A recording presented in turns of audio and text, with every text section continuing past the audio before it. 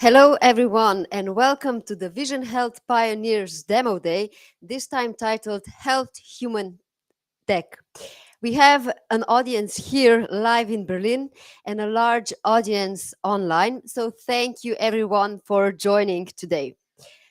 For those that might not be familiar with it, Vision Health Pioneers is a 10-month program based out of Berlin that gives healthcare startups some funding up to 100,000 euros and business tools they need to kick off their business. Since 2020, 24 startups have joined the program, and today you're going to hear from 7 startups from the 4th and 5th cohort. My name is Tjasa Zaitz. I'm a journalist by background. I work in healthcare IT. I'm a patient advocate and a chronic patient, and I'm combining all these experiences in the Faces of Digital Health podcast, which has been running for 6 years and explores how different healthcare systems around the world adopt technology. I will be your moderator today. So, what do we have in store for you? First, we're going to hear some welcoming remarks from the founders of Vision Health Pioneers, Joscha Hoferbert and Maren Lesche. We will then hear a keynote by Bart De Witte, a renowned international speaker that speaks openly about the need for open AI so we can truly achieve equitable medical care and access to healthcare. Then the alumni startups that have been in the previous cohorts of the program will share an encouraging message to the presenters today. And in the end, it's time to give the stage to the stars of today. That is the startups that are going to present. And here they are. So the first presenter is going to be Katarzyna Koba, the founder of SensiVR, a healthcare startup that is using VR and gamification to improve cognitive, motor, and behavioral skills in children. The next presenter is dentist Aleksandra Deżakowska. She founded DrPlan based on her own experiences of how it is to manage a dental clinic and realized that dentists could use a lot of help with a software solution that supports the financial side of providing dental care so they can spend more time to discuss things with their patients. At the same time, DrPlan also enables patients to see exactly what they can expect in terms of the dental care costs and therefore be more compliant with the therapy that they are going to receive because they know what it means in terms of costs. We will then move to Tariq Dalbah, who realized in his clinical practice that when it comes to mental health support, it's really important to have a co-speaker that understands your religious and cultural background. That's how Arab therapy was born. We will then move to a novelty in the medical device space. Ruslana Dovzhyk is going to present TechNovator, which is a startup that designed a novel solution that uses quantum remote charging to activate implantable devices such as hearing aids or pacemakers or biosensors. We're gonna then move to the field of genomics and genetics with Alekhya Narravula, who founded GeneLinx to make it easier for healthcare providers and patients alike to reach genetic counseling so they can make some sense out of their genetic data based on the existing research that is already showing correlations between specific genes and diseases and can impact treatment outcomes. We then have 2 more startups that have actually been in the previous cohort of Vision Health Pioneers. Berner from Therapies is going to share with us how his company that he founded is trying to give patients a really personalized approach to their treatment and their patient journey, because each patient has his or her own story, but the treatment that they receive is often a one-size-fits-all approach. And this is exactly what Therapies is trying to change. And our last presenter will be Adrian Rauwald, the founder of Blended Support, that is giving access to care to those that have experienced trauma in the past but have not received care so far. And now, a few guidelines for everyone that is following this discussion. We have a live stream for a reason, and that reason is that while the startups are pitching, they are going to have 5 minutes of time to present their solutions. And in this time, we kindly ask you to ask questions that you might have, either in the chat on YouTube or on LinkedIn, so wherever you follow this live stream. You can also join the conversation on social media and use the 3 hashtags mentioned here. So Health Human Tech, Demo Day 2023, or Vision Health Pioneers. And now let's begin. As mentioned, we're going to start with a few words from our founders. So Joscha Hoferbert is joining us here live, and we've got Maren, who is joining us online. So welcome to both of you. We're going to start with you, Maren. So the program has been live for 3 years by now, 24 startups, 24 different stories. But what's your story? How has the whole process and the program developed?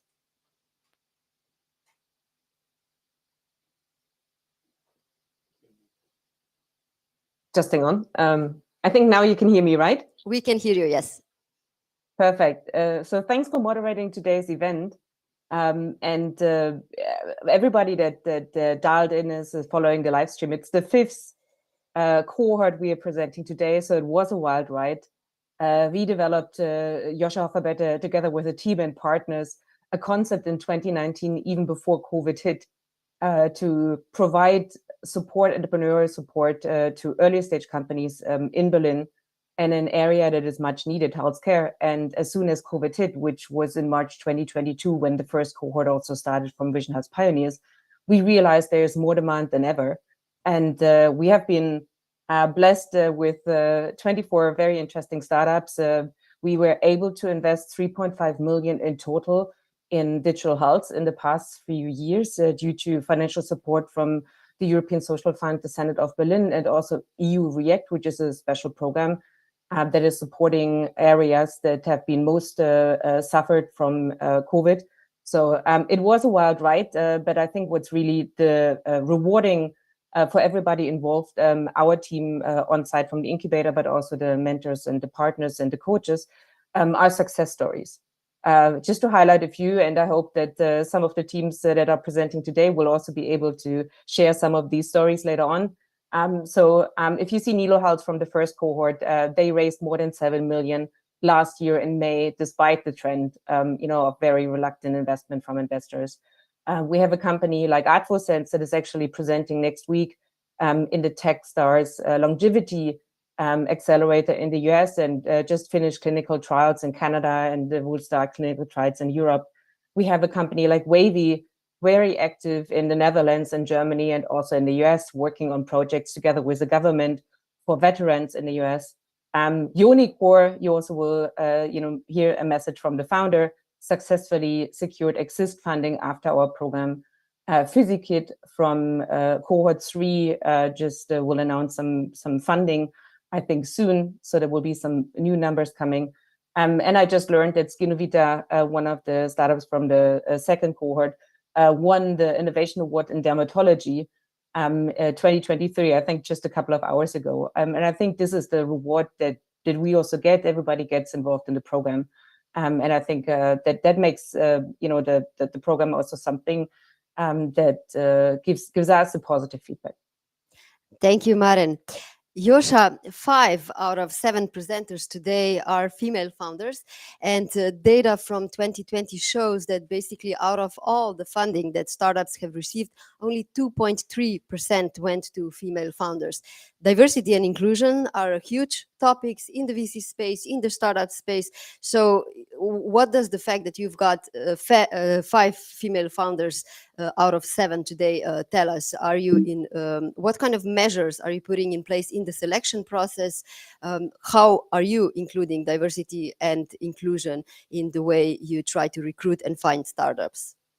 Yeah, that has been an important aspect for us from the beginning onwards. When we started 4 years ago to build up the concept and the incubator and applied for the funding, it was important for us to at least have 40% of the participants to be female founders. And 4 years back, the industry of digital healthcare and startups in healthcare were quite male dominated. So we were super lucky to see that we could not have 40%, but rather 50% of our participants to be female founders. So the diversity was quite important. Back then, we focused very much our application process also on female founders and diversity and our communication, the application process. Over the time, within the last 3 years, it has been that we managed to have at least 50% of all members and founders to be female in the program, and we're quite happy about this. But we are not only happy about female founders, but also that we have 75% of the participants to be people with migration background, coming from other countries here to Germany to build up their company. And as I said, this has been a change from my observation within the last couple of years, and we are super happy to see that here. And my observation is also that we see this outside of the incubator in other startups in the entire ecosystem and the field. But of course, there can always be something more to be done. Thank you, Joscha. We're now going to continue with the program. So, as promised, we are going to have a keynote by Bart De Witte. In the last 15 years, we've managed to gather a lot of healthcare data. Many hospitals, healthcare providers are implementing electronic healthcare records. We've got sensors, wearable devices, and different monitoring devices that are producing a lot of data. And we are now moving from the time of gathering data to the time where we're using that data to develop new algorithms, to develop AI, and find new solutions. But this is where the tricky part comes in, because we need to be mindful how we actually regulate access to data, privacy, and the openness of the whole development of AI. And this is what Bart De Witte is going to talk about. So why is collaboration so important, and why he believes we should strive for open AI to achieve equitable access to healthcare. Bart, please, the stage is yours. Here you go. Thank you. Good afternoon. Good afternoon. Thank you for that wonderful introduction. My OpenAI has nothing to do with that other OpenAI that is now everywhere in the media. They are not open at all. But why am I so interested? Why am I wearing a T-shirt with my boobs not for sale and wearing this hat? Is because the difference between open and closed can be viewed on this picture, which is a digital art from an artist called Ryori Ikeda from Japan. And what he presents here is that the digitalization can also lead to inequalities or not having access to health. And I think technology is great, but if we need to put it into action, and we are defining and shaping that future. So when I talk about AI, I know there is a lot of differentiation being done or has to be done, but for the sake of time, I'm not going to do that. But I'm going to start with the why. Why do we digitize? Why do we use AI? And through my journey to understand the problem that I tried to tackle, I looked at that problem from different perspectives. So one of these perspectives was sociology, and there was a social theorist, Armin Azey, who wrote an extremely good book called Muster in Germany. And in that book, he described that digitalization is nothing else as the duplication of the world through data. Now, that sounds simple, but I will make it more practical. Everybody knows the weather reports. We have been duplicating the weather through data and using prediction models to actually quite accurate now predict the weather. I remember 20 years ago that was very different, but these models help us to predict and solve the problem that perhaps the bakery that knows how many breads you need to do for tomorrow. Everybody's barbecuing, so that has an impact on quite a lot of businesses as well. there are other ways to solve problems, like some people are duplicating the world that doesn't exist through synthetic data. This is from Tesla, who uses AI or synthetic data to create all sort of kind of edge cases. So with a controversial approach of training the AI to learn how to drive autonomously. This bastard, we all know, this is the COVID virus. That kept us busy in biology. We have been duplicating the world through data in very small molecules, but as we get more compute power and more data, we can simulate larger models and try to learn based on these models. And even within radiology, this is from a video from Siemens Healthineers, where they use CT images to create 3D models of the heart, so the surgeon can start falling in love with the heart before he starts cutting it. And there's a relationship with that which improves then outcomes. And so all kind of these things are happening, even the very famous case from DeepMind that suddenly, wow, they solved a research problem that was actually only expected to be solved 10 years from now by creating an AI model that predicts all sort of protein folding. And they released a database with all human proteomes. So they duplicated the world through data, our body, like the proteomes of our body, our proteins through data.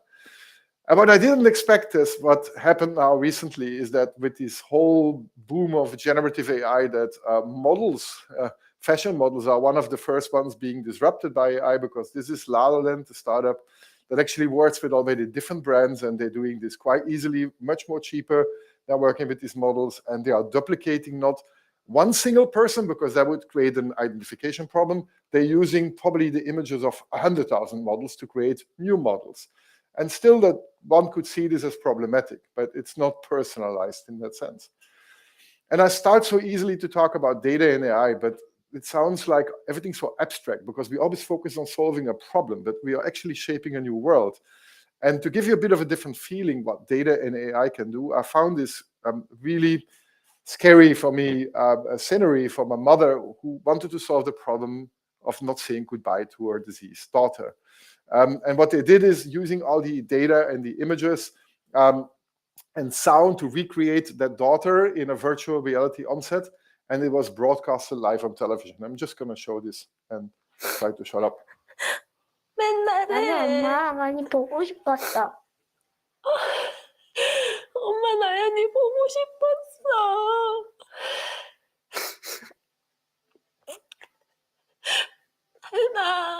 나연이 잘 있지? This is the second time today I got goosebumps before we had a rehearsal. Every time I watch this video, I really feel very emotional. And this is only data and algorithms. And it's not so abstract. So data and algorithms are not so about a world that doesn't exist, because it's a part of us. It's becoming much more ourselves. And this is what Luciano Florido, and a philosopher from Oxford, who wrote in his book, The Informative Nature of Personal Identity, that we humans don't only define ourselves anymore by our biological self, but also by our informational self. And that means that there are interactions between this online and this offline world that are important to understand, because they are influencing us. And then last year, there was a survey from a Razorfish that actually questioned then, like, where do you feel more yourself, in that informational self or that biological self, in that online world or that offline world? And I was shocked to read that the Generation Z already feels more themselves in a world that is owned by platform owners, by the ByteDance from TikTok or others, where you mostly don't have human rights, you have terms and conditions. And that makes you think, like, what these people are seeing on these platforms is steered by very opaque algorithms. We don't know. We don't even know yet what Facebook is using as algorithms or as data.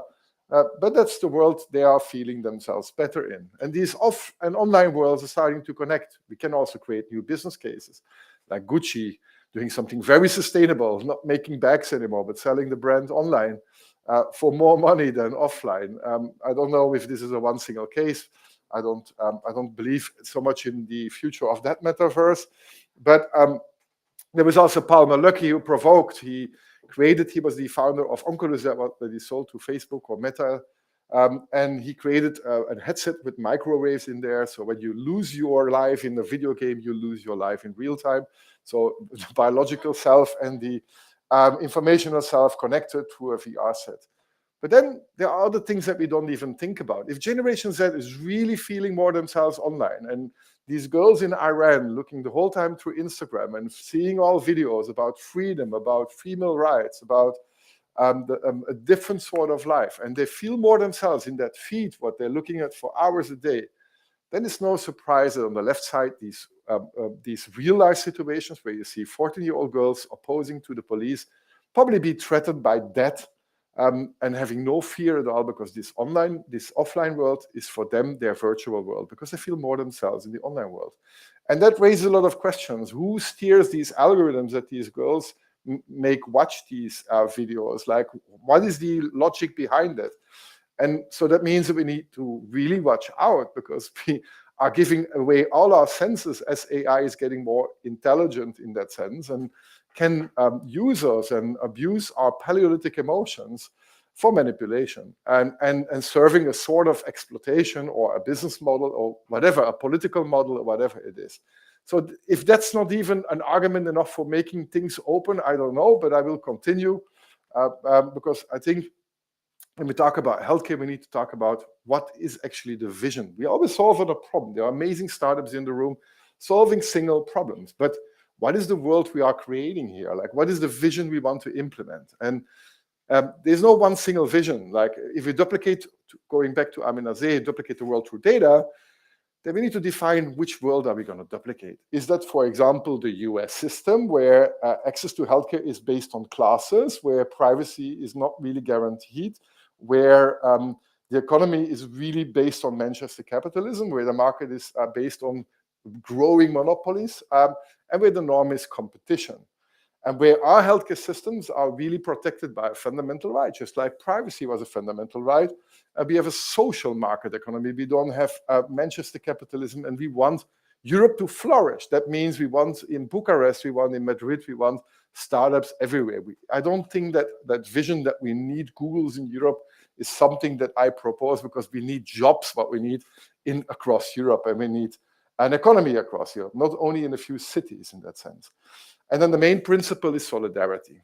And to give you that a bit more flavor, I was watching Netflix. I look a lot of science fiction films, and I read quite a lot of these books, and this is Altered Carbon. 250 years in the future, 3,000 meters high skyscrapers, you can fly with cars, you can plug out your consciousness, put it into another body, and then suddenly, as there was this hospital, there is a peep here as well, I still hope you hear me, but there is a hospital scene. You fly with cars to the hospital. He goes with his girlfriend that is bleeding to death to the emergency care, and then that woman says, you need to identify her. So he puts her hand on the identification, and look there. She's not accepted because she doesn't have enough credits. And then you go further in that scene, and then you see the whole thing is robotized.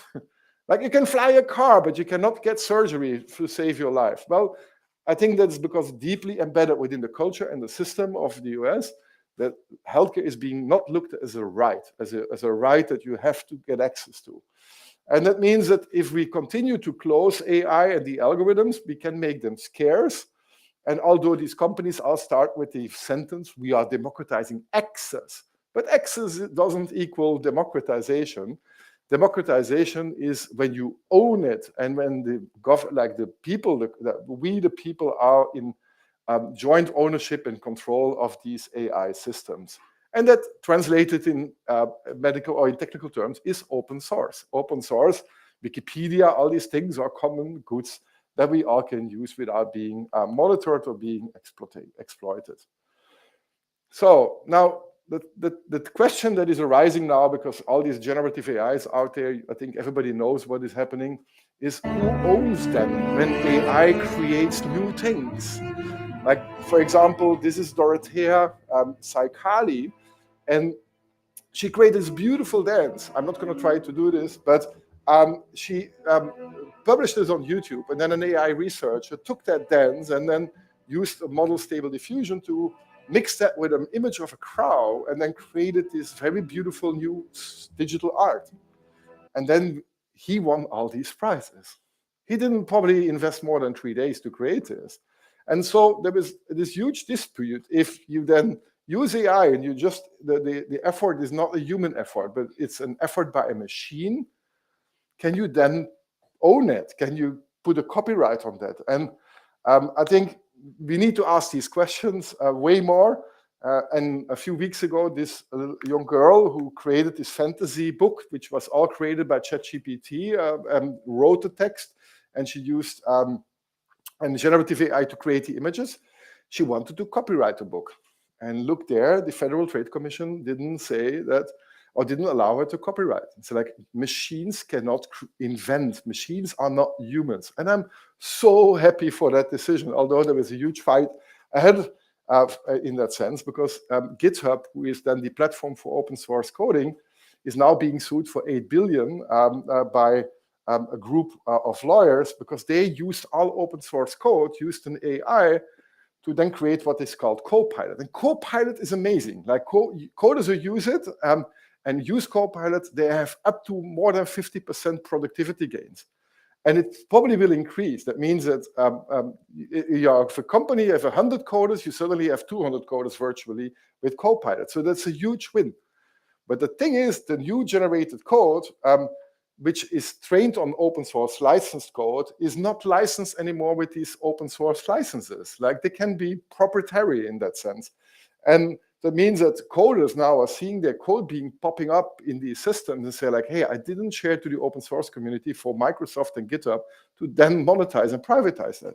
And that's a valid question. So we have to ask the same question when it comes about our data. As Tiasa said, like we were busy creating data, and now we have to use the data. And then we have to ask the question, when AI suddenly generates a biomarker, AI generates a new drug target, AI generates all these sort of new things, and there is no human ingenuity involved, can we then open source it? That's what I try to establish, because I think it would be a huge win for society.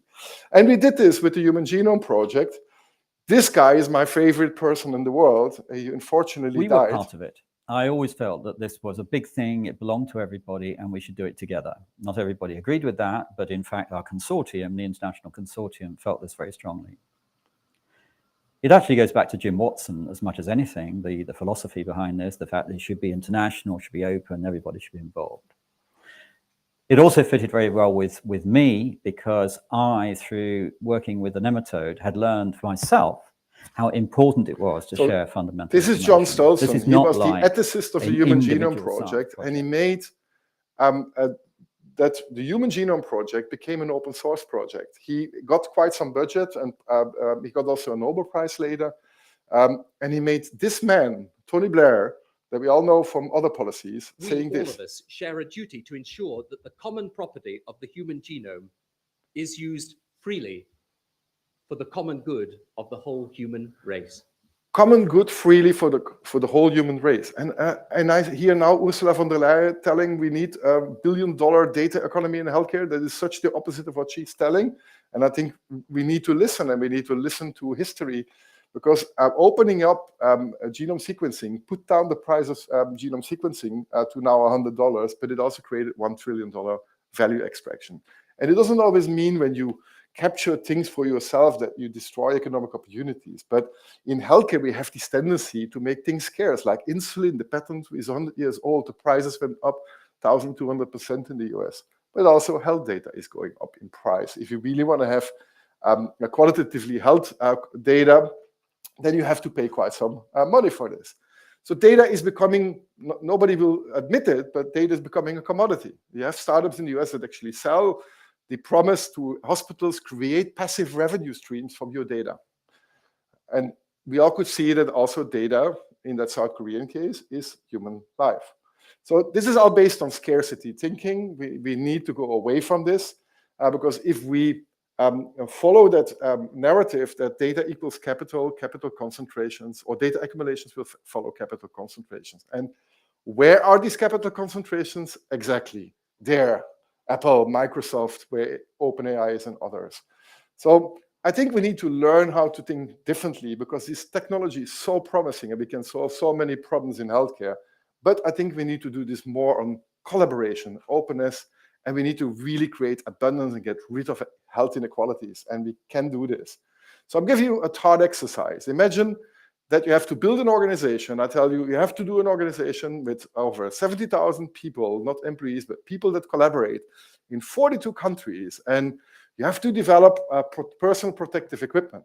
And when you do this, you have to do that 1 million goods a week you have to produce in 8 weeks from now. And you don't have anything at the moment. And there is a small detail.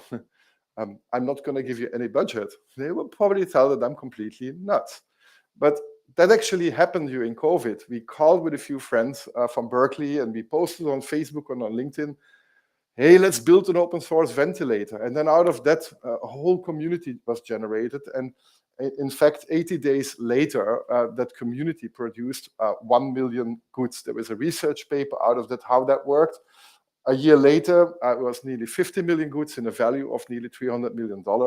Yes, these were nose sticks, ventilator connectors. These were not high complex things, but we could produce 60% of all the goods needed. This stands in huge contrast to some politicians that were earning money by selling masks.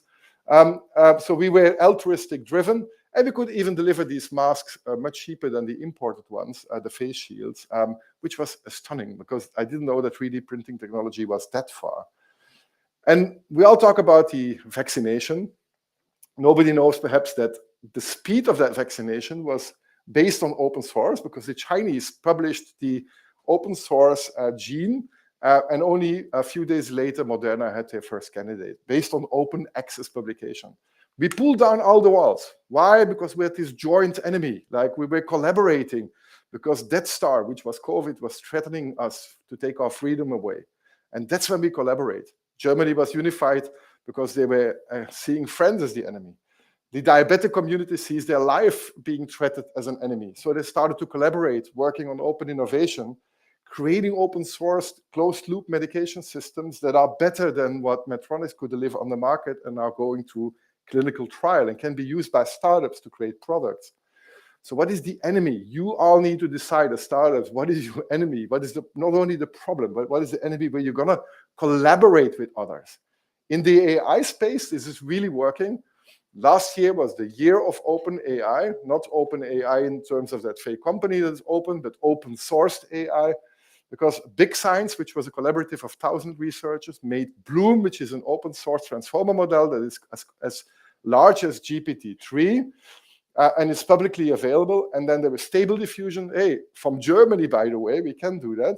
And created already, was 250,000 downloaded after just a few months' time and created already 10,000 applications. So it can be done. It's all about the mindset. And you need to go away from that abundance mindset. I know your investors will try to tell you like to close as much value as possible, but you need to have these conversations before you get these investors on board. I have a list at home with 250 VC companies that all understand open source. I sometimes think that there is a mindset change needed within the investor community as well.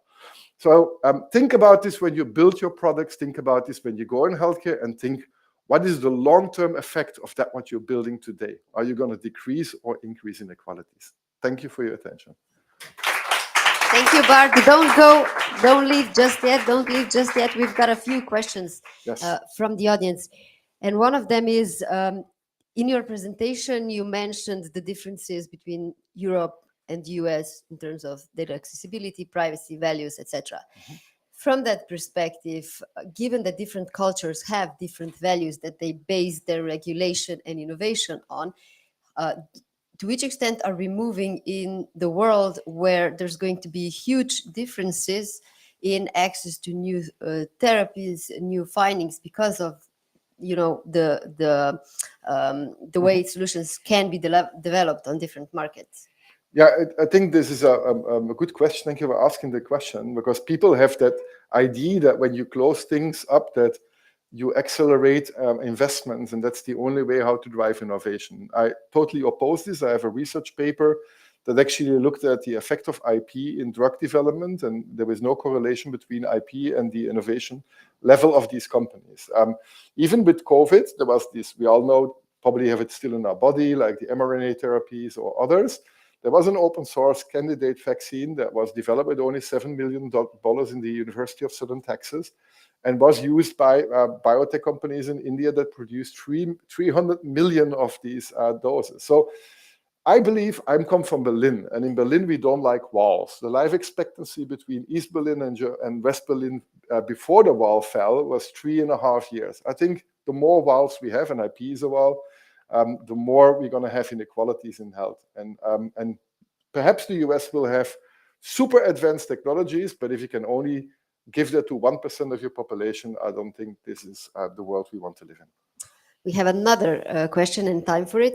Which part of AI do you find the most exciting, and equally, which part is the most challenging? A big question for 2 minutes. Let's see how you do. Okay, most exciting is we're living in the age of generative AI, and people still think, yeah, it's nice to have a DALL-E image or whatever.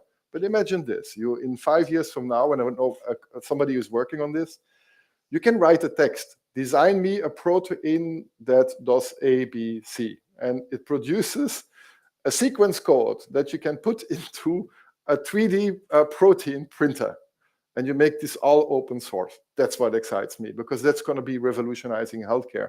And so text to image, no, text to protein, or text to biomarker, or whatever you can do. Is like, I think we haven't seen anything yet with what's happening in generative AI.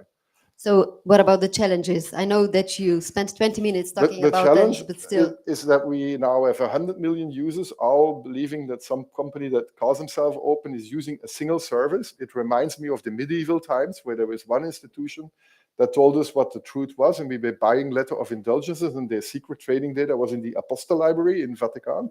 So I think if you go back to that, and then we reverse the whole Enlightenment movement, and I think everybody understands the values of open access to knowledge and what it did for societies, should fight for this. And I think that's going to be the biggest challenge. There is so much effort being done by the finance industry, by lobbyists to close it and to keep that narrative. Even Sam Altman from OpenAI said, open sourcing AI is super dangerous. But if you know Peter Thiel, his investor, who says competition is for losers, you know that he will say anything to keep competition away. And probably he says now open source is dangerous to keep the competition away.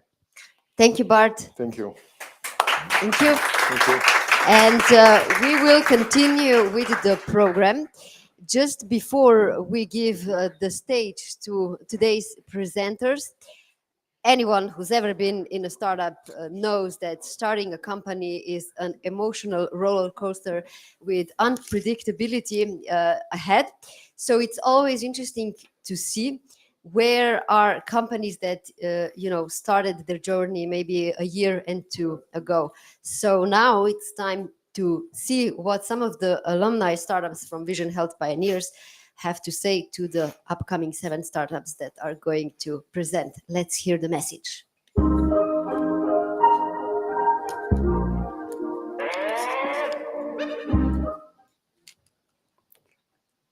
Vision Health Pioneers.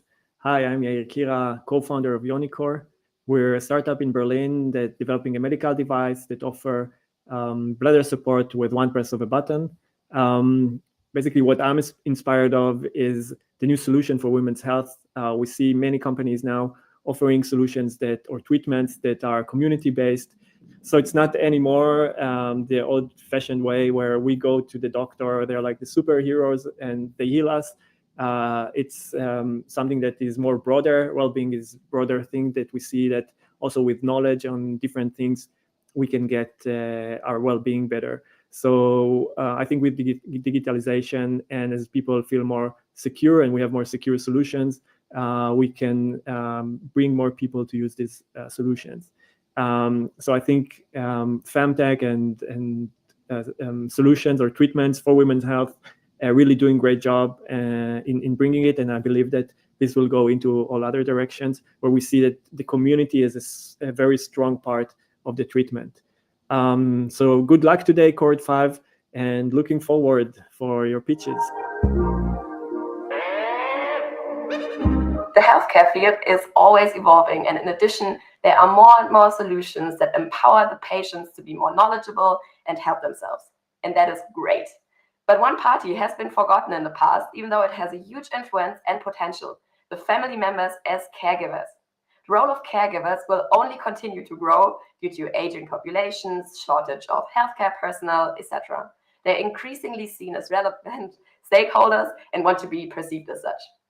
We are Anne and Lucas, and with Audible, we want to do exactly that, empower the relatives of eating disorder sufferers to truly support their loved ones on their recovery journey.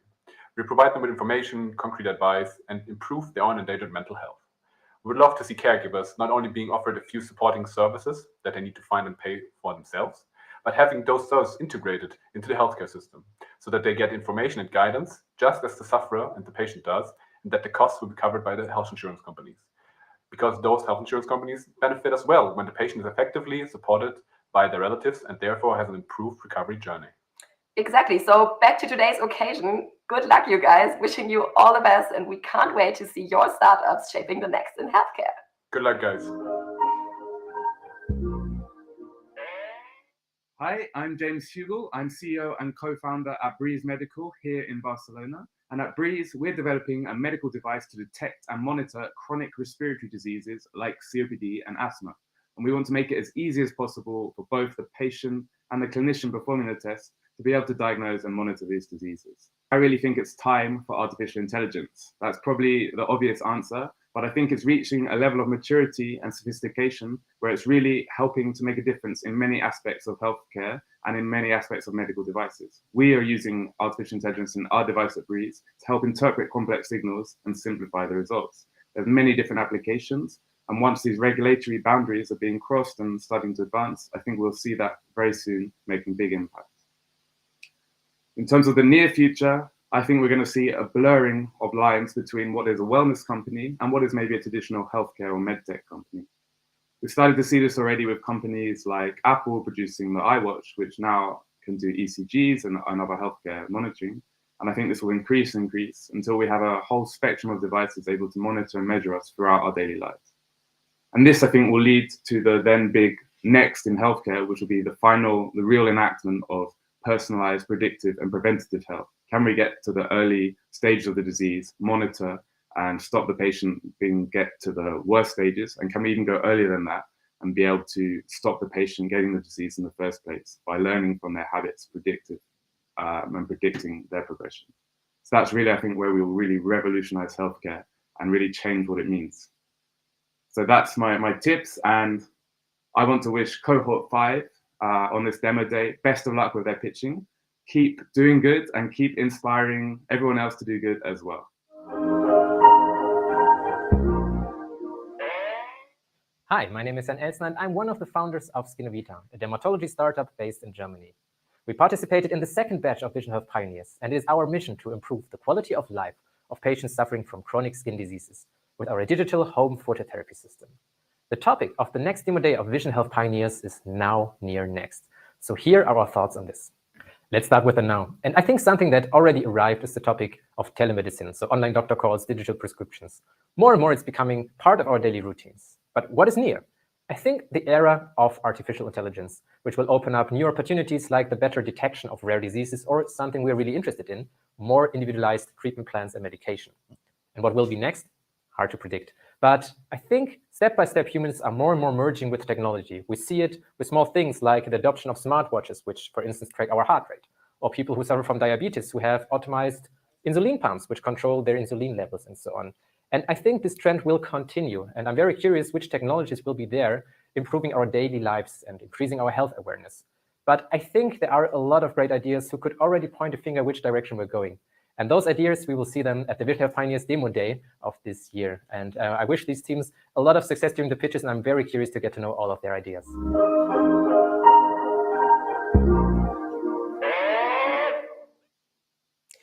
And now the moment that we have gathered here for, time to see the startups pitch their solutions. The first presenter is Katarzyna Koba, the founder of SensiVR, which uses VR and gamification to help children with cognitive behavioral challenges. We've seen that VR is gaining increasing traction on the market. There's thousands of research papers that have already been published in order to show the applicability and usability of VR for healthcare. And actually, not so long ago, one of the VR therapies got its first reimbursement code in the US, which is a huge success for the digital therapeutics market. But now, let's give the stage to Katarzyna. Here you go. Thank you so much. And please share with us more about the solution that you're working on. Thank you. 1 in 6 children in the world struggle at least with one of neurological diversity disorder. Hi, my name is Katarzyna Koba, and I would like to introduce you today to our project SensiVR. Disorders such as dyslexia, dyspraxia, ADHD, or autism syndrome can affect serious mental health problems in adulthood. Children aged 7 to 10 with neurodivergent disorder also have problems at school, caused by learning difficulties such as speech, reading, or writing skills. Occupational therapists who treat those children so far used to traditional sensory or rhythmic training to support them. However, traditional sensory rooms and rehabilitation equipment are very expensive, time-consuming, and not personalized to individual child needs.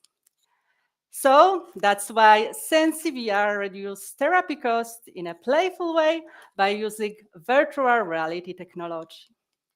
We create immersive software that can help children to improve their performance at school, contact with peers, or regulate their emotion. From all of these neuroatypical characters, which I mentioned, we chose one for our first clinical evidence, which is dyspraxia, also recognized as developmental coordination disorder. And we found dyspraxia as to be the best example for regulating reflexes such as poor hand-eye coordination.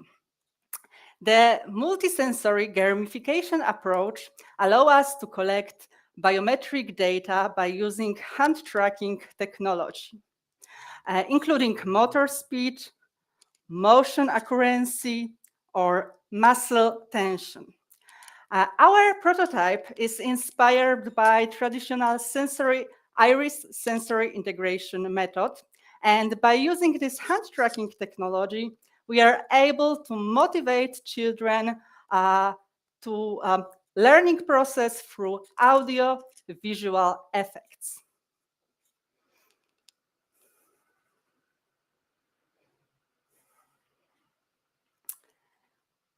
The VR existing solution only provide treatment through passive experience, such as Floreo, where autism training based off observation, or Kabuni, where lessons in the metaverse use controllers to navigate.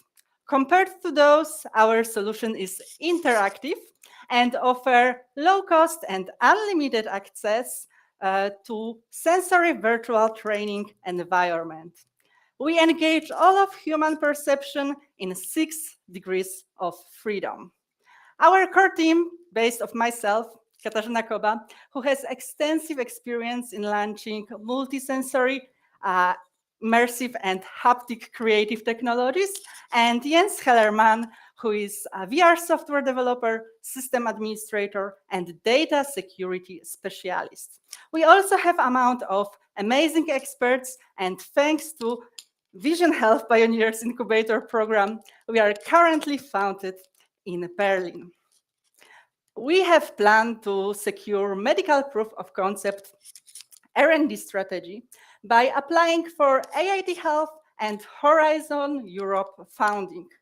Thanks to this, we will be able to launch usability tests and clinical trials. And as a result, we aim our software to become Class 2A medical device and commercialize it together with healthcare insurance providers.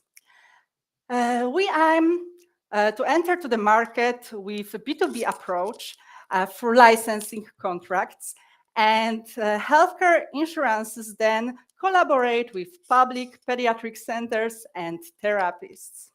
So we demonstrate that over the next few years, we will be taking part in the evolution driven by two global trends, which is mental health and metaverse technologies. We are searching for advisory board members who has deep domain expertise with child development topic, and individuals who has financial and commercialized insight who would be happy to help us with the process of grant application. So if you are interested about our project and would like to contact with us, please do that. Thank you, Katarzyna, for your presentation. Before you go, a few questions from the audience. So you are developing the software part of the solution. How do you anticipate that the hardware problem is going to be solved? Where are the therapists going to get that? Yes, so we are the software providers, but we are working already on some device which is come from MetaQuest. But what is the most important things in our product is like hand tracking, and we already know that some of the providers, hardware providers, also create that solution. So we will be happy to work with some hardware providers and partner with them. So if we decide who will be the partner for us, we will be able to answer the question about how the customers can get them from. You did a lot of research already. What about the future clinical partners that you are planning on having? How are you approaching that? Yes, so we already collaborate with some healthcare insurances, and they also have already contact with some clinical partners. So we will be happy to looking for some clinics who has expertise with psychiatry, psychology, psychotherapy, and integration sensory here in Berlin. And if we will be able to meet someone from them, we will be happy to discuss and partner with that kind of clinic who also have some clients, some patients with this our main problem, which is dyspraxia. Thank you again for the presentation. Good luck with your development, and we are going to continue with the program with the next startup. Thank you.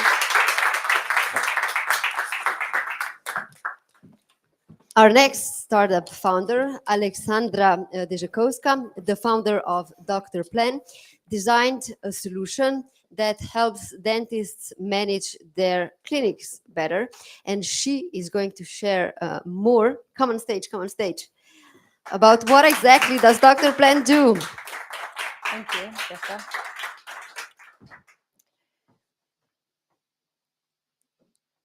Hi, my name is Aleksandra, and DrPlan is a financial management SaaS company that helps patients, dentists, and dental clinics successfully manage the patient's journey. Patients lose clarity as they need many specialists. The story the dentists tell is always the same, but these words are very expensive. While talking and explaining stuff to patients, they can't focus on doing what they do best, being dentists. Long-term dental care is expensive. Other diseases are correlated with teeth decay.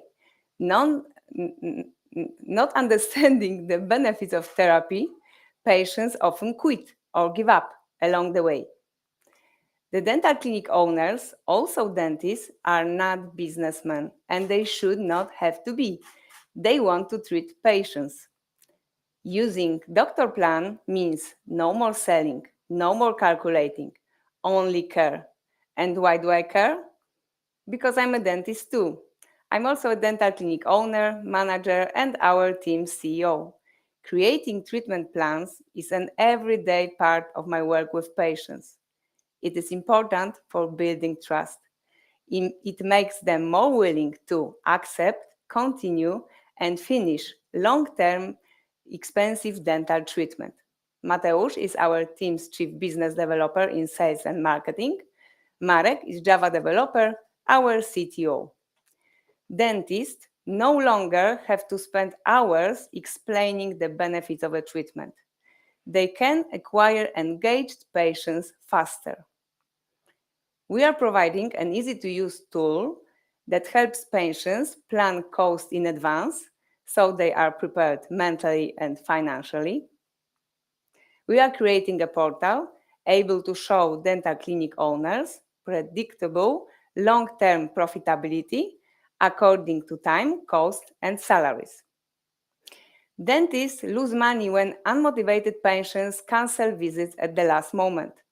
Patients waste their health by avoiding dental treatment. Regulated but not increased prices in Germany, high inflation, and rising energy costs are deadly combination for business. In Germany and Poland alone, there is over 100,000 dentists, our initial clients. Global dental practice management software market is worth $2.1 billion. Service realistic market is $26.25 million. In summary, in one product, we are connect 3 groups of stakeholders by planning one successful journey for all of them. DrPlan's financial management SaaS for dental office analysis, created in the form of an iPad application, is used from first visit to the end of treatment and regular follow-ups. The dentist gets an easy-to-use tool for planning and processing. The patient receives mandatory treatment plan with required services and costs. The clinic owner knows how much time, cost, and profit the patient's journey will ultimately deliver.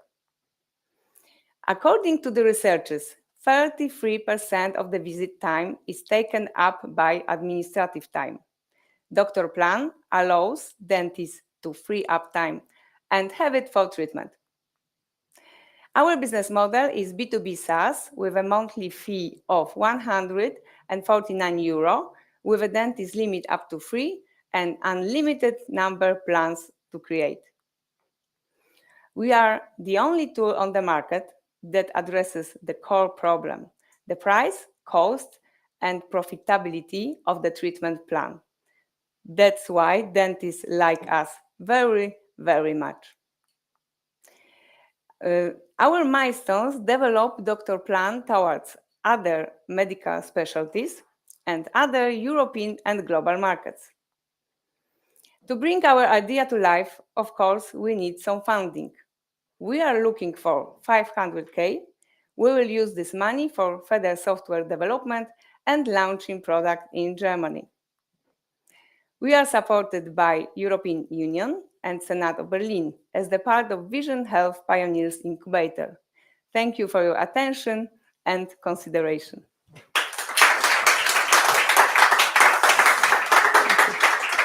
Thank you, Aleksandra. We received a few questions from the audience. You showed us what the difference is between your solution and some of the others that are available on the market. What about the 2 markets that you mentioned? So you're launching in Germany, you're also eyeing Poland. What kind of differences do you observe among the 2 markets? First, when we have inflation and rising costs in Poland, we can change our prices and raise them. In Germany, there is not such a possibility because they have regulated prices, and this is a big problem. And then about 95% of the dental offices in Germany is connected with reimbursement system. In Poland, we have more private services. So these 2 markets are completely different, but we decided to start from Germany because mandatory plans are here necessary to get reimbursement from insurance company. That's why we start from here. What are some of the next steps that await you after you finish the incubator program? Of course, we think about other medical specialties because we are talking with cardiologists, with ophthalmologists, and all physicians have the same problem. They have no time for administrative, and they want to treat patients and not calculate. But on the other side, they are entrepreneurs and they have to run over their own businesses.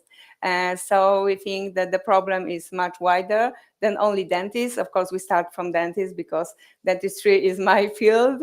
And we think that our next step will be reaching some funding to prepare this software. Thank you, Aleksandra, for your presentation. We will now continue.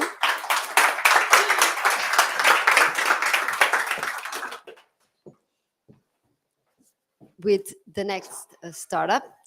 I would kindly invite to the stage Tariq from Arab Therapy.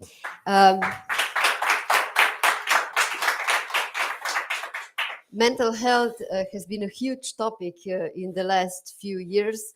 To which extent do you think that the problem is only increasing before you start the discussion to lighten up the things a bit?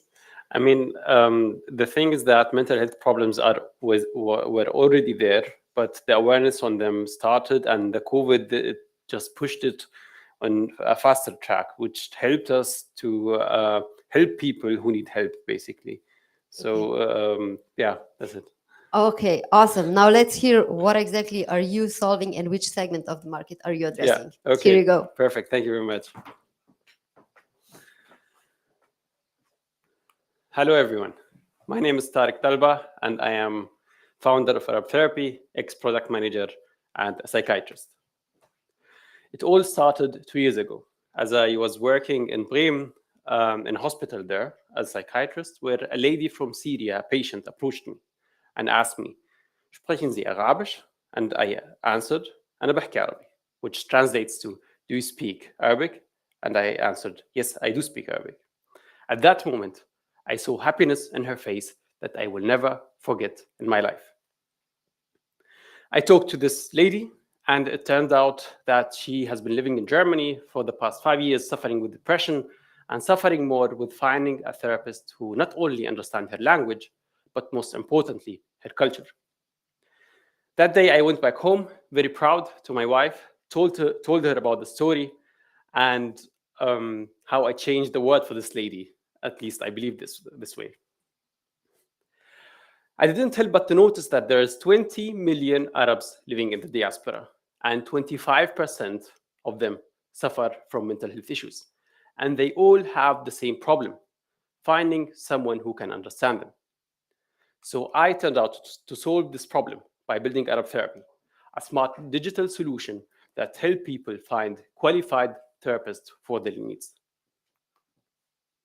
In terms of business, this is a $15.8 billion market only for Arabs living in Europe and in the US, excluding Arabs who live in their home country who have been using our service as well. If you want to see more numbers about the opportunity of online counseling, the adoption rate increased 63% in 2019, of course, driven by COVID. But looking forward, the CAGR is estimated to increase 30% per year for the next 7 years. And in a research published in February last year, in the US, 1 in 4 have been using telehealth in the past 4 weeks. This all gives us one important fact. Online counseling will overtake offline counseling. So how it works? Let's take the example of Sarah. She lives in France, works as an engineer, has some anxiety, relationship problems, and wants to speak to a male therapist.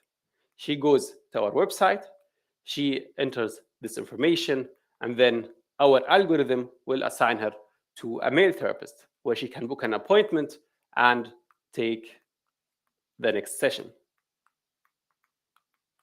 Okay. After that, the therapist would unlock premium content to this lady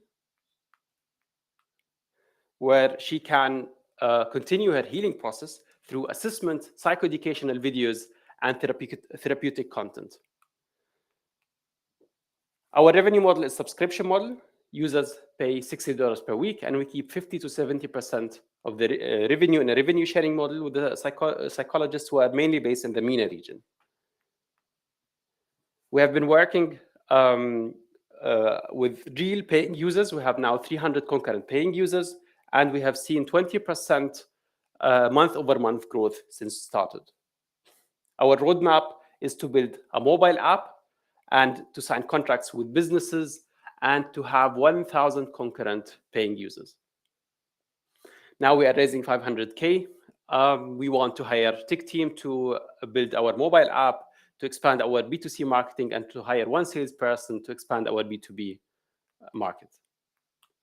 Our team is led by myself. Again, I am a psychiatrist, ex-product manager. Our CTO, Hikmat, he used to work as director of innovation at a tech company in Jordan and exited one IT company and SEO and content.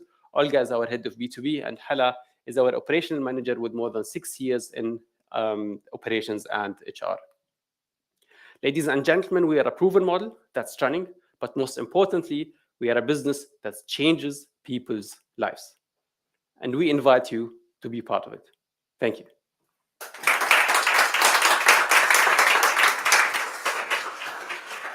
Thank you, Tariq. We have a few questions for you. The number of people that live in diaspora is definitely increasing due to various global changes, which means that the needs are also increasing. But how do you plan on servicing that market in terms of the therapists that you can attract to work with you? So basically, we are trying to acquire therapists from different cultures and different languages and even dialects. So we have therapists, of course, from Germany, we have from Turkey, we have from Jordan, we have from Egypt, we have from Tunisia. So we are trying to approach therapists who live in the Arabic world, as well as therapists who live in Europe and in the US. Are you targeting refugees or working expats? No, we are mainly target, as we are self-paying product until now, we are more targeting working class people, like people with jobs who have settled down and find a job and have their life here in Europe and the US.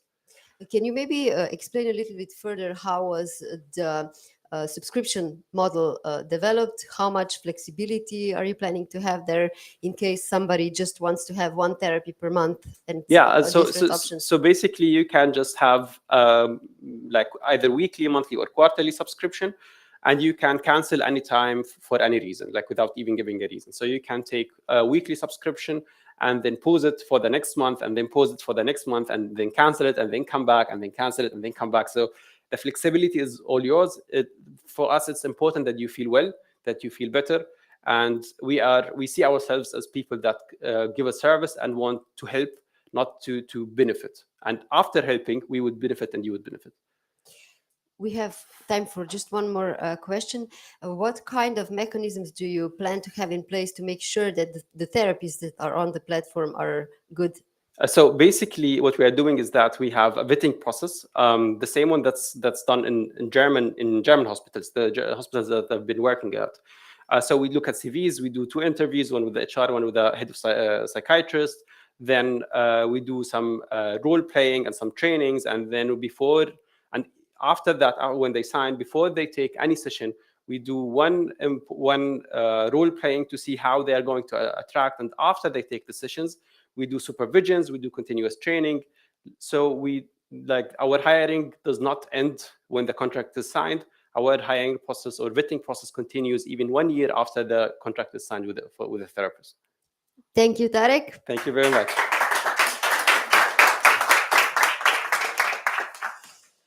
And now to a solution that's revolutionizing the implantable market, implantable devices market. Ruslana Dovzhyk will tell us a little bit more about that.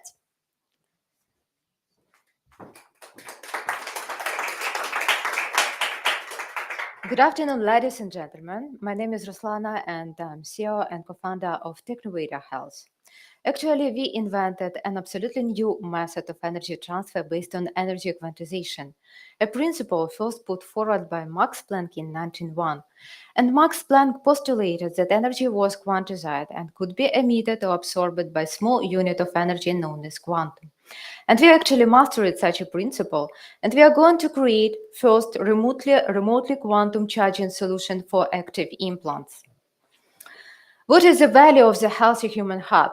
Well, life is the more precious thing, and the human heart is the engine of the human body.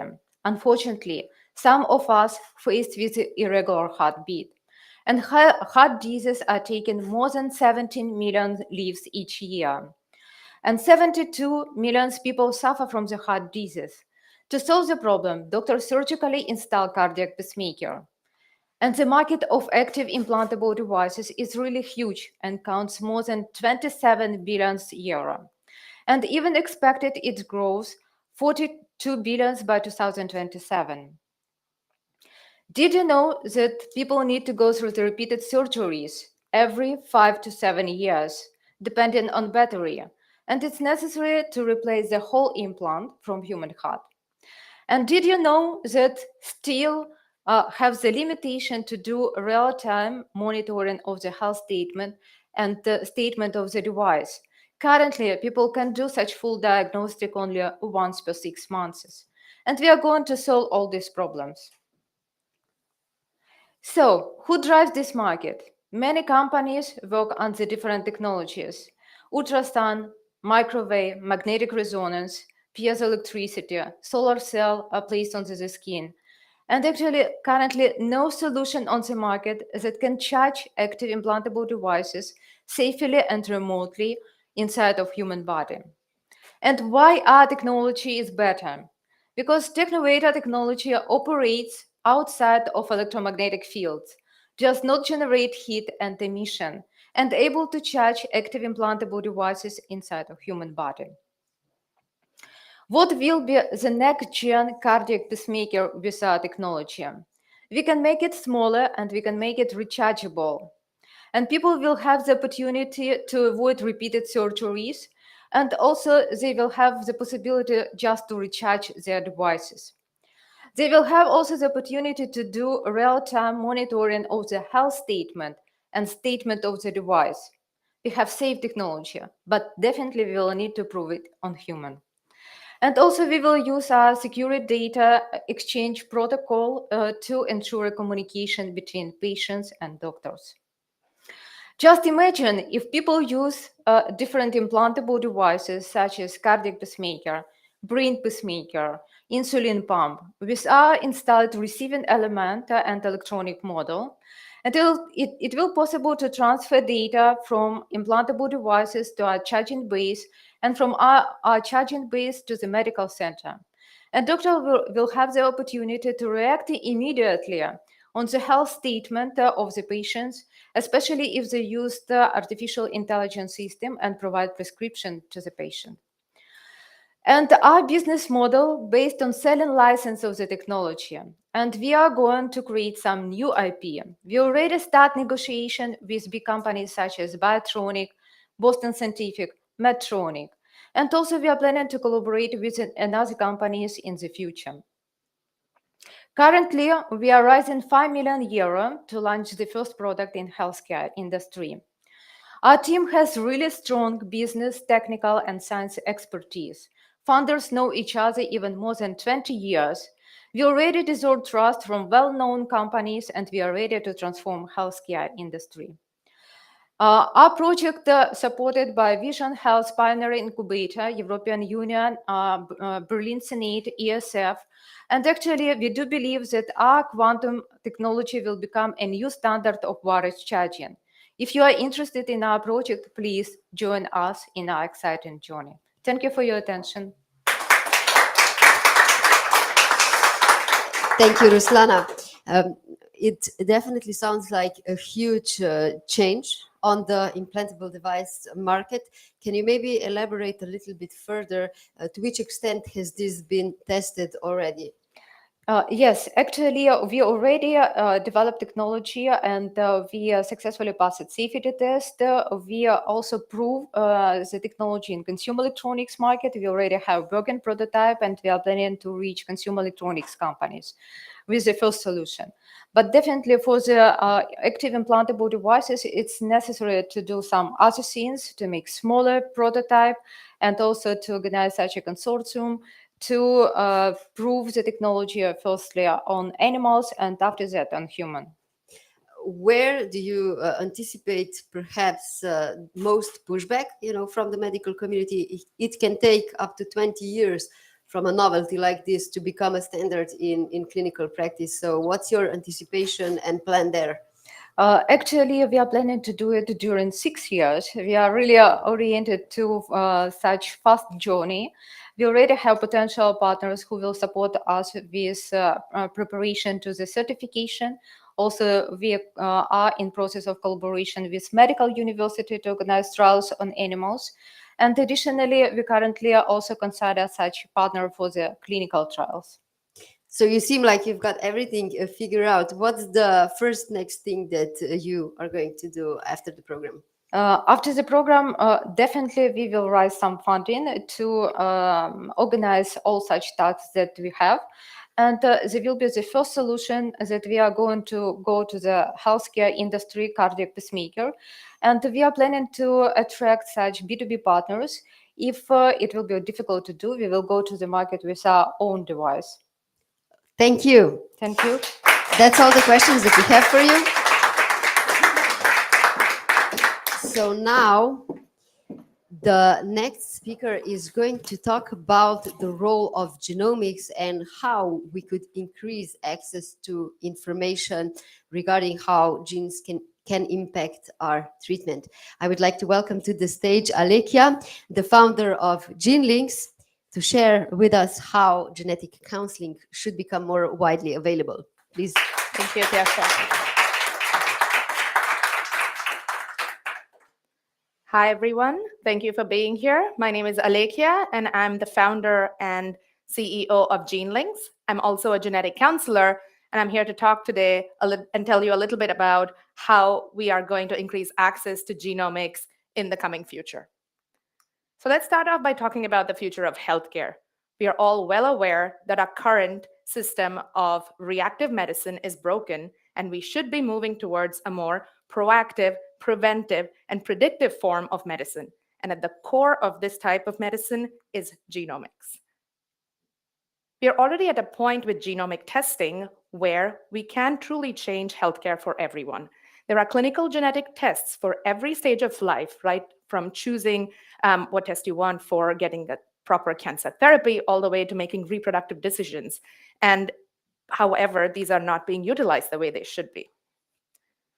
And why is that? This is because your average healthcare provider and healthcare organizations are not genetic experts.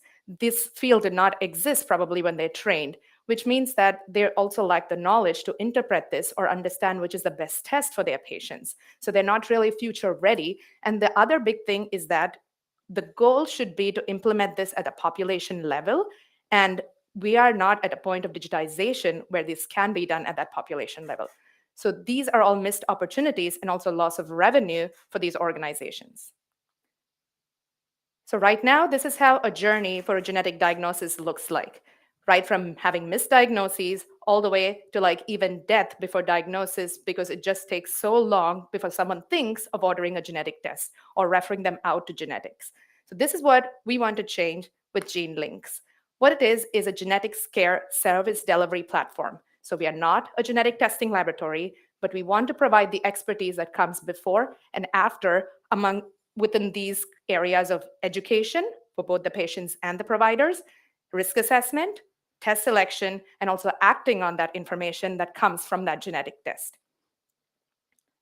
For example, say there's an oncology clinic. They want to bring on genetics into their clinic, but they're oncologists, not genetic experts.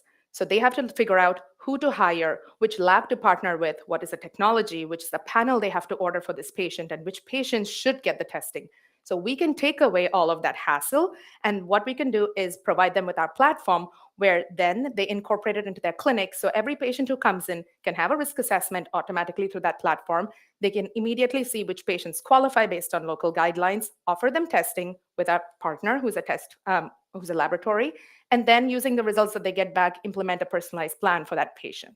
And this will help them to really do what they're good at and take away the genetics expertise that they're not good at, and we will do that for them.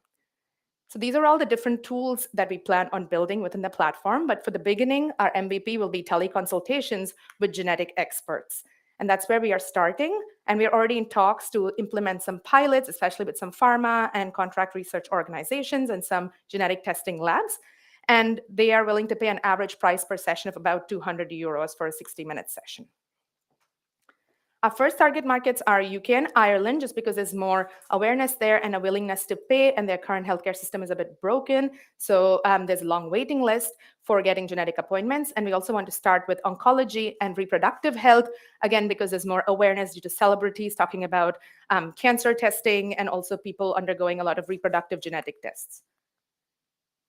As we discussed, there's a huge potential for this in the coming years as we move towards personalized medicine. Especially another driver is the lowered cost of sequencing in the last decade.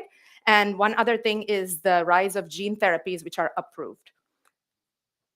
And with that, I want to talk about why we are the right people to do it, because I'm a board-certified genetic counselor. I've worked in multiple countries. I sit on the European Board of Genetic Counselors, and I've seen firsthand the need for genetic counseling when I've worked for various laboratories and in clinic.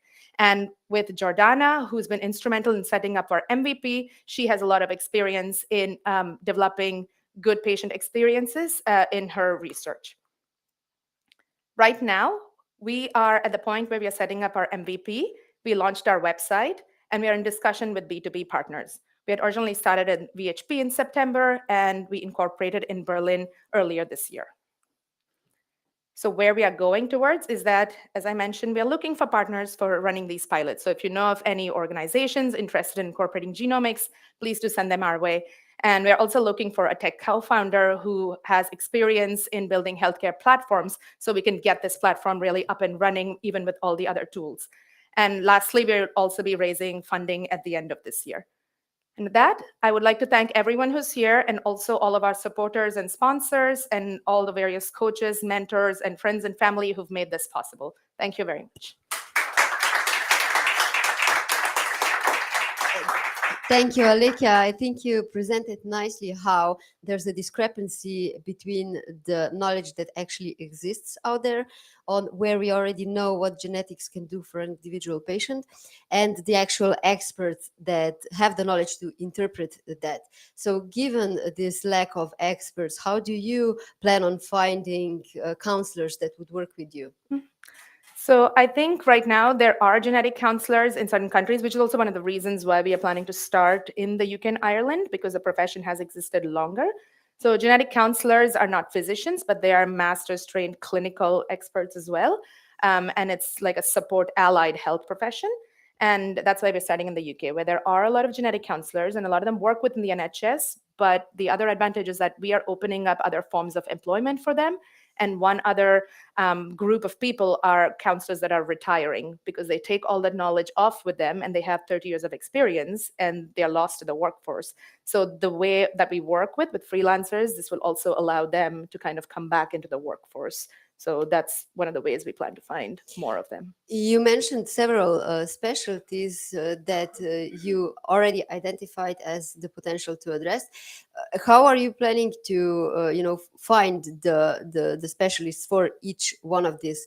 Is it the same counselor for different areas, or is it specialists for each of them? So oncology, cardiology, pharmacogenomics. Yeah, so usually genetic counseling, you train across. So you're trained to do in each specialty counseling for depending on the different diseases. So there are some who are generalists. So they really see patients in every specialty and they have expertise. Others, after they finish their program, choose to specialize only in one. So depending on who we are servicing, we would have genetic counselors who are either only oncology specialists, or they do both oncology and reproductive, or they do rare diseases, which includes cardio, neuro, and other things as well, metabolic diseases. So it depends on the expertise, and that's why I also start to open up first with oncology and reproductive, because that's where the field originally started and most of the GCs are experienced in. And then also general genetics is what we call the rest of the other diseases. And as we open it up to more and more specialties, I think, there are genetic counselors who are even ophthalmology trained, and really it's very, very specialized nephrology trained. So depending on what it is, we will need to get them for that specialty. A huge field. Thank you for your presentation. Thank you.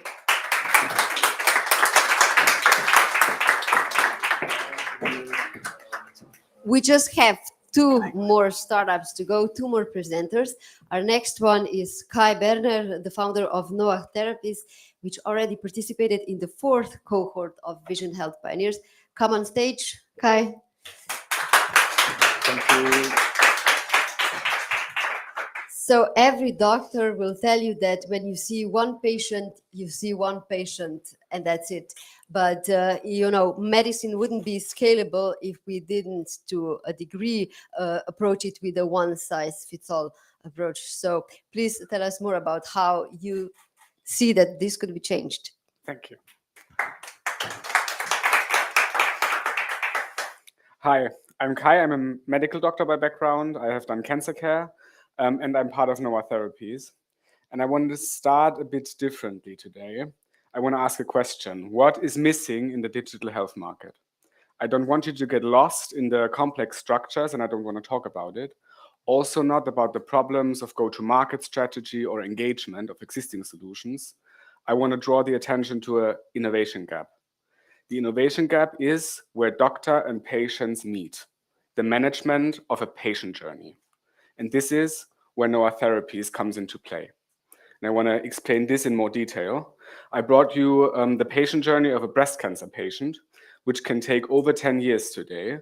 And the takeaway of that slide is it's super complex. Super complex because it changes like every 3 months, and the patient has to make the changes. Patients have 250 appointments in only half a year. They are responsible for it themselves, and it includes different specialists along the whole journey over 10 years. And this is why there are problems for all the stakeholders involved, primarily for the patient, because the patient has the whole responsibility along the whole patient journey. They face uncertainty and unclarity and are totally overwhelmed today. And of course, the doctor has a lot of problems because they do not have to manage one, but over 20,000 of individual patient journeys. They cannot do it anymore. And also drug developers have a huge problem because they have high data needs. They want to know everything about the patient journey, but in the end, they just know small snapshots. But I want to summarize again. The patient is at the center of this. The patient journey is managed by the patient to 100%. Only the patient sees all the specialists involved, and only the patient takes the different drugs and has all of those questions that today they have no access to answers. Noah Therapies has a software that digitizes on a modular basis all those patient journeys for the hand of the patient. And this is only based on textbooks and guidelines. And this is how it looks like. So we have a product ready. The patient gets a medically intelligent multi-layer therapy manager. That's an app at the moment. And the first layer is that we manage the therapy for them based on our modular system. And with that software, we are able to integrate highly personalized content, information based on characteristics of the tumor or the disease and the patient into the management. And on a third layer, we can then have a holistic guide, and that's what we have. That's the care aspect that is missing today.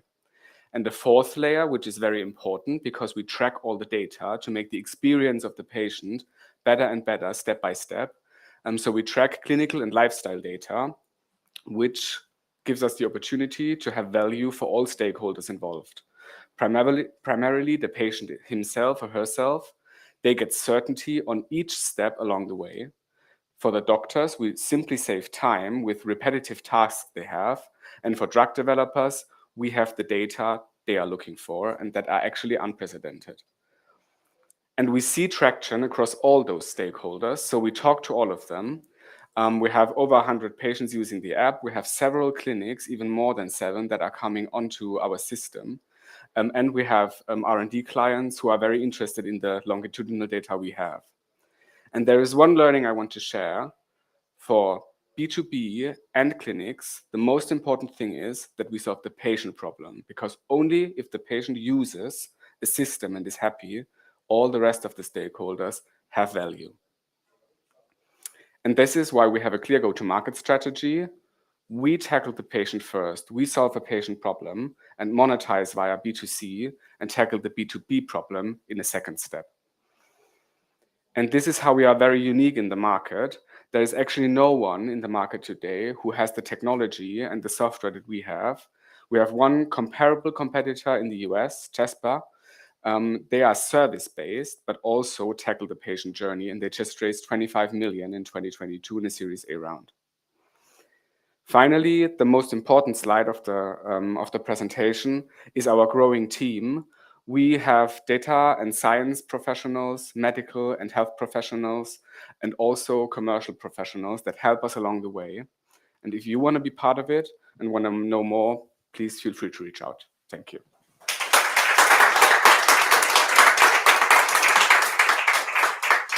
The easy part is over now. Here comes the hard part with the questions.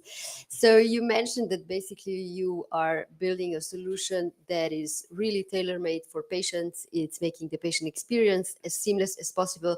So what does that mean in terms of the integrations with different healthcare providers that are included in the patient journey? So actually, it's what we do is we care completely for the patient. So we empower and educate them that they know what the next step is. At the moment, we primarily look at breast cancer centers and oncologists.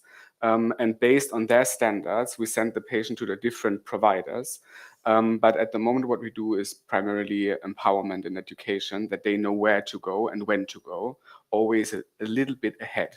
But in further steps, which is quite complicated, such a system that the patient can use would also offer us the opportunity to include the single providers. How are you working on raising the awareness about your solution among patients to get some traction? There are different ways we are following. So one is that we have trust partners in clinics, and doctors recommend us to their patients. But in a like the marketing approach is rather direct to patient marketing via communities and just via the channels we know that are important. You mentioned that you're solving the patient problem, but this solution is not beneficial just for the patients, but for other stakeholders as well. And when it comes to R&D, when do the patients need to agree that their data is also used for research purposes? When they enter the app. So what we do is we are very transparent. We have a very clear, explicit consent in the onboarding of our app. So at the very beginning, they can tell us if they want it or if they want to share their data for research purposes. And if not, then they can use the app without sharing the data. But what we see with the users at the moment, a transparent workflow onboarding them, gives like 70% of patients are really happy to share. And that's what I also feel from the hospital, that a lot of patients, especially in cancer, are happy to share to help others afterwards. Thank you.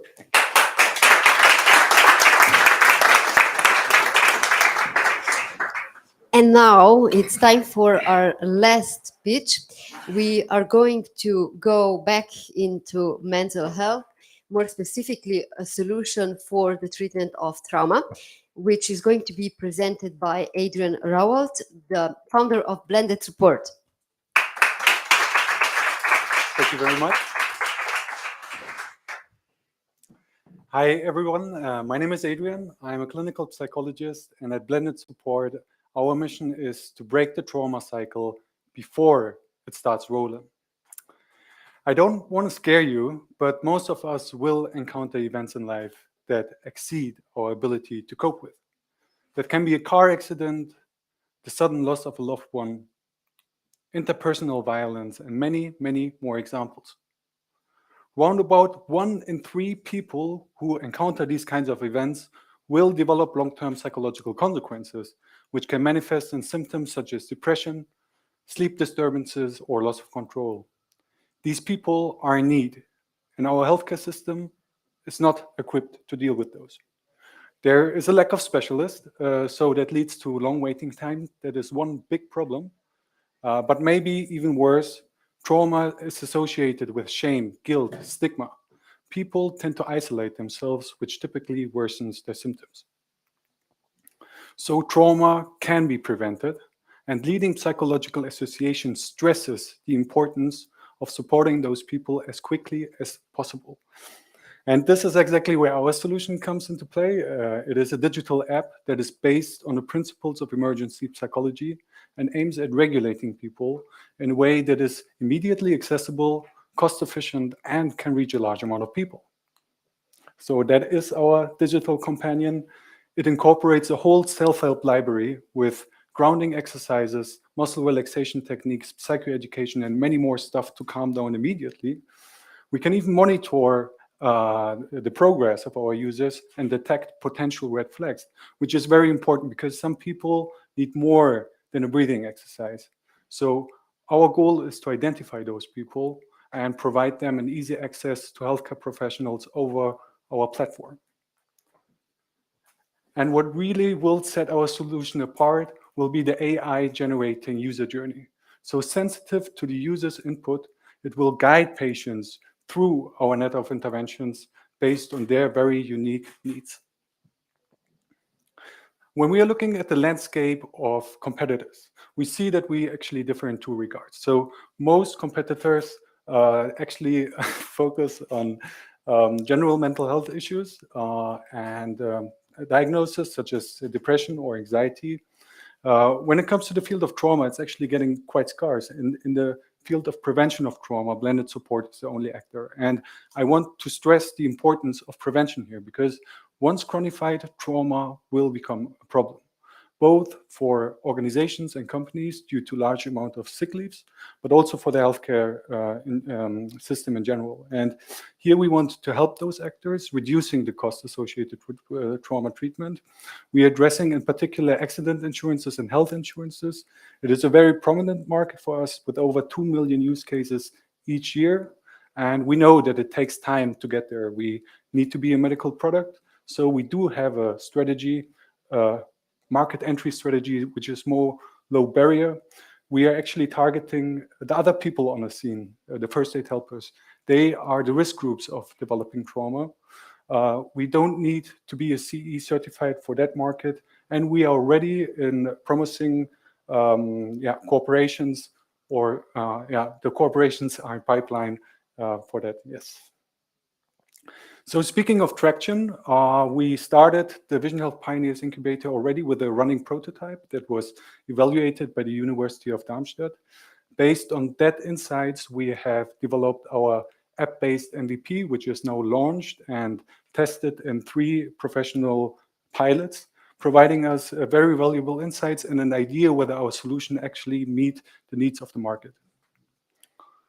So that's our team. It is very interdisciplinary, very diverse, ranging from business development to software development and design. And we have our team of clinical advisors in the background who supports us with product development, quality management, and product placement. So it's a very good time to invest in general in the digital health market. It is booming. But I want to stress here that we are the only ones who digitalize acute psychological care. So we want to be quick in order to own that market. And for that, we are looking for partners, financially, but also partnerships when it comes to business development. And thank you very much.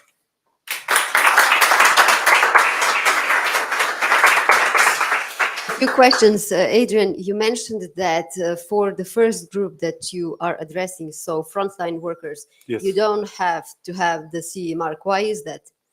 It is because we are not targeting trauma, actually. We are targeting acute stress. And it will be a low barrier in a way that we will provide them a tool to emotion regulation and actually the prevention of trauma. So there will be no diagnosis needed there. It will be, yeah. Okay, and can you tell us a little bit more about the pilots that Yes. you already did? Mm-hmm. Yeah, for instance, one pilot is in cooperation with a trauma institute, which is based in Frankfurt, and they have a trauma ambulance where they are treating traumatized patients.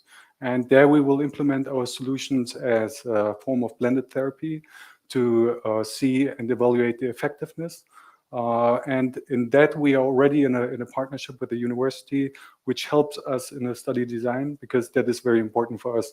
Also, when we are looking to the future, that we are already preparing ourselves to that kind of studies. Yeah. So is this solution that's not going to be a medical device at the beginning going to become a medical device, or is it going to be different when you address a different target group? Mm-hmm. Basically, it will share the same DNA. Our idea is to get as many areas of implementation where we can really design and develop a product that is effective. And once we are sure about that, we want to go to the root and actually certifying it as well as a medical product. Thank you. I will stop asking you questions because I think it's time for us to conclude today's event. So thank you again for your presentation. Yeah, thank you. And with that, I think it's time for us to just invite all the startups to come back on stage along with Bart, who had the keynote in the beginning. So yeah, let's give a warm congratulations to everyone. And we will just do one group picture before we finalize today's event. So on the count of 3, get ready to smile, jump, whatever you want to do. So 3, 2, 1.